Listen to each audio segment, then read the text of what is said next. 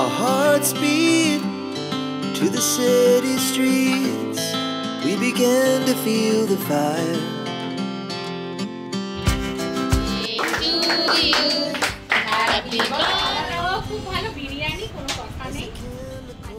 নমস্কার, আমি রিঙ্কু।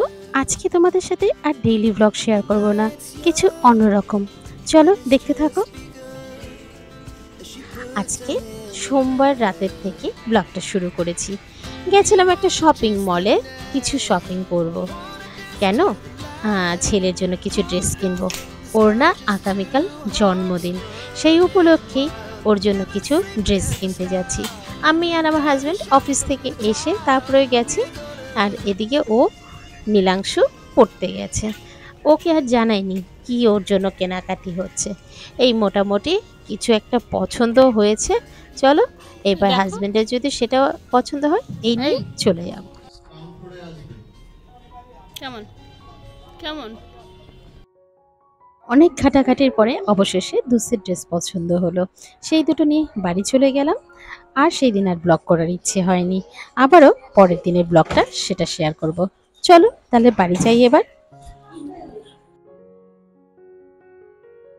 তোমাদের সাথে শেয়ার করব মঙ্গলবার সকালের ব্লগটা, যেখানে সকালবেলায় বাজার হয়ে গেছে। বাজারে চলে এসেছে কাটাপোনা, ভেটকি মাছ, পাবদা মাছ আর ওদিকে চিংড়ি মাছ। এই মোটামুটি বাজার হয়েছে। আর আজকে ভেটকি মাছটাকে আর রান্না করলাম না, সেটাকে ফ্রিজে রেখে দিলাম। কাটাপোনা আর ওদিকে চিংড়ি আর পাবদা, এই 3 পদের মাছ রান্না হবে। আর এদিকে নীল কিন্তু কোচিনে গেছিল, সেখান থেকে চলে এসেছে। এসে স্নান করে ওর বাবার সাথে বেরোচ্ছে। কোথায় বলো তো? মন্দিরে পুজো দিতে। আমাদের এখানে বেহালায় সিদ্ধেশ্বরী কালী মন্দির আছে, সেখানেই যাচ্ছে। আর যেহেতু আমার রান্না বান্নার দিকটা দেখতে হবে, সেই কারণে আমি আর যেতে পারলাম না। চলো ওদিকে কি রান্না হয়েছে একটু দেখিয়ে দিই। মাছের ঝোল আলু বেগুন ডাটা দিয়ে হয়ে গেছে। এদিকে পাবদা মাছ ভেজে রেখেছি, এটাই ধনে পাতা দিয়ে করব, সেটাকেও রেডি করে রেখেছি করব। অন্যদিকে এখানে চিংড়ি মাছ দিয়ে একটা ভাঙাচুরো শুক্তো করছি, যেখানে আছে ঝিঙে, বেগুন, আলু, কাঁচকলা, এই দিয়ে চিংড়ি মাছ দিয়ে একটা ভাঙাচুরো শুক্তো করছি। যেখানে ফোড়নে দিয়েছিলাম রাঁধুনি আর মেথি, সাথে আছে তেজপাতা।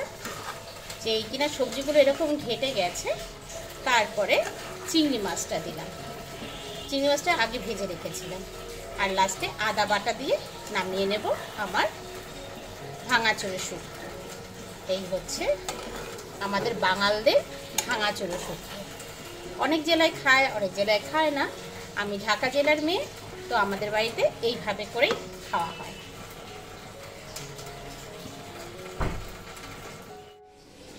ভাজা ভেজেছি, কি কি ভাজা ভেজেছি আজকে? পটল ভেজেছি, কাটাপোনা মাছ, চিংড়ি মাছ আর ওদিকে বেগুন ভাজা।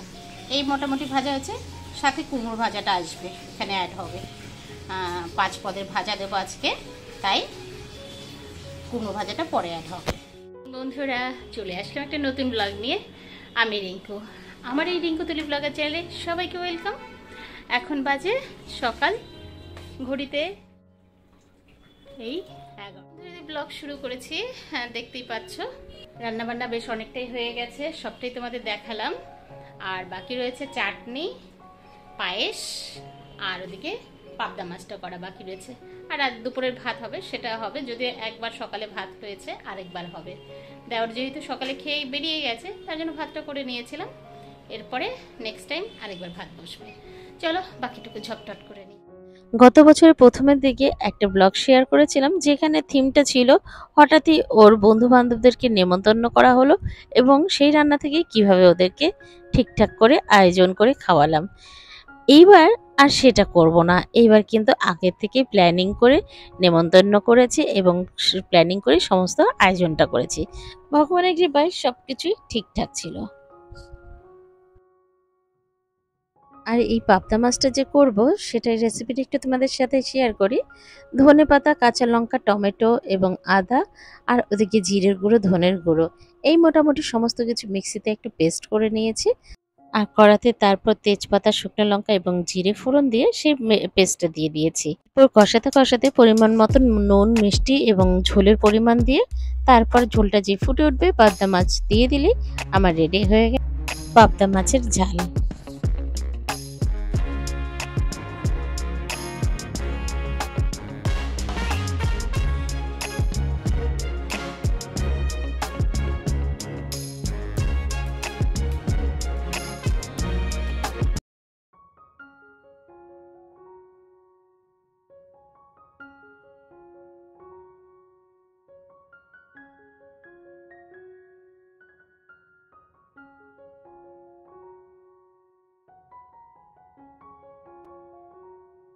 এইভাবে করে গুছিয়ে দিলে আমার ছেলে খুব খুশি হয়, তাই ওকে গুছিয়ে দিয়ে দুপুরে ওকে খাইয়ে নিলাম, তারপরে আমরা খেলাম। সন্ধ্যের পর এলাম, আর এবার কেক কাটিং হবে। তার আগে কি কি আরো হয়েছে সেগুলো একটু শেয়ার করি।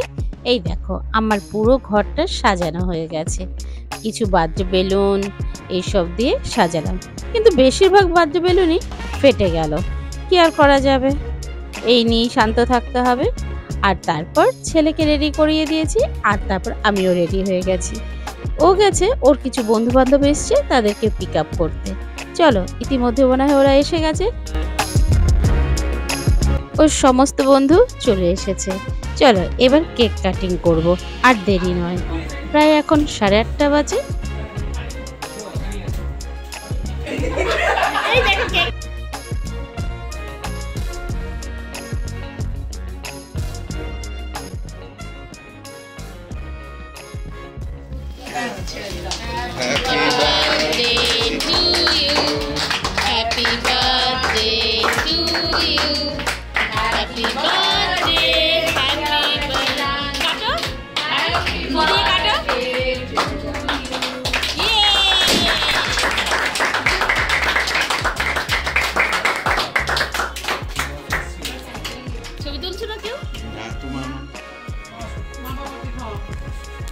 তোমাদের সাথে অনেকটাই শেয়ার করলাম, কেমন লাগছে একটা কমেন্টের মাধ্যমে বলো।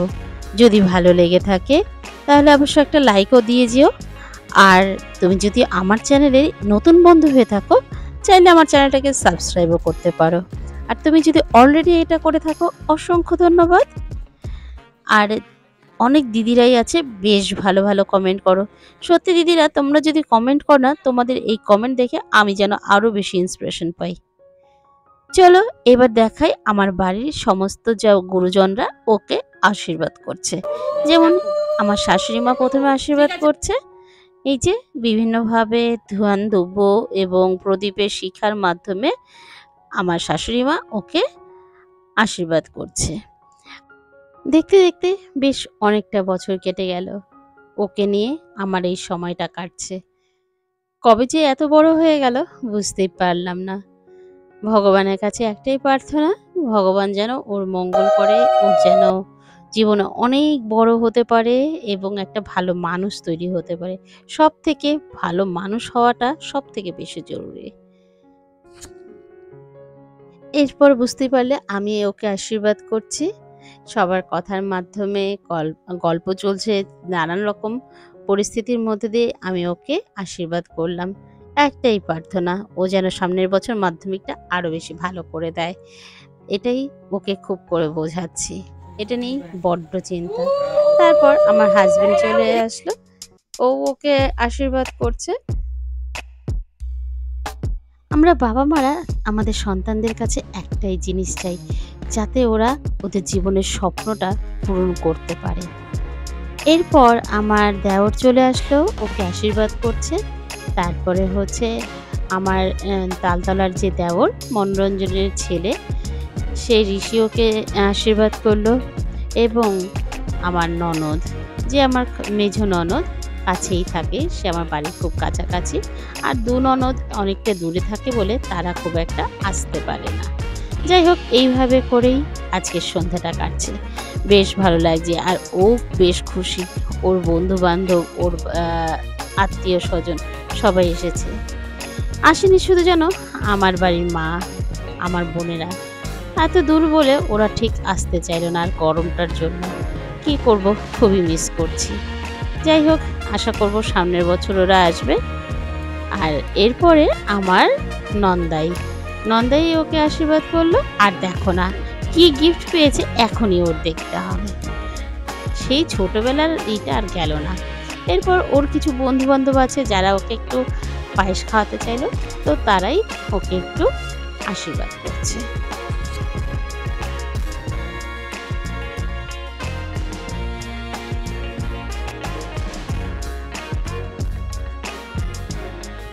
আর এরপরে জয়শ্রী, যে কিনা সে আমার তালতলা দেওয়ারের ওয়াইফ।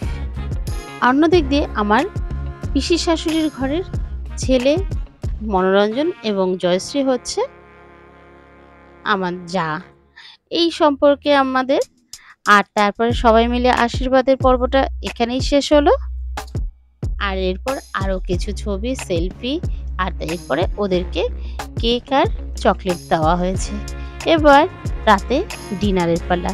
আজকে ডিনারে রেখেছিলাম বিরিয়ানি, চিকেন বিরিয়ানি আর এগ কোরমা।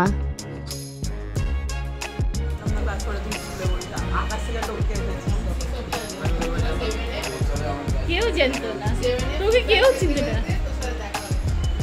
7 এ ফ্রি ফায়ার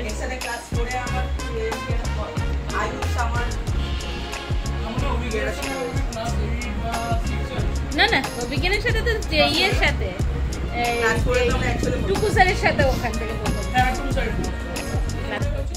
বন্ধুরা মিলে ওর সাথে ফার্স্ট কবে কোথায় পরিচয় সেই দিনগুলোর কথা আলোচনা করছিল। তো সেটা আমার বেশ ভালো লাগছিল শুনতে, তাই আমিও একটু তোমাদের সাথে শেয়ার করলাম। এরপরে বড়দেরও খেতে দেব, তবে এগুলোই মনে থাকবে।